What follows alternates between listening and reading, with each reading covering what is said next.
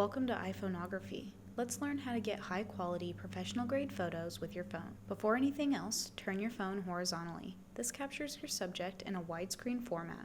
Not only does this make the footage easier to watch, it's also easier to edit. Tap your subject to focus the camera. The two camera modes you need to worry about are the most simple and user-friendly. Let's start with the photo mode. If we click this little arrow at the top of the screen, or if you're holding it correctly, the left side of the screen, we get an expanded menu of settings to the right.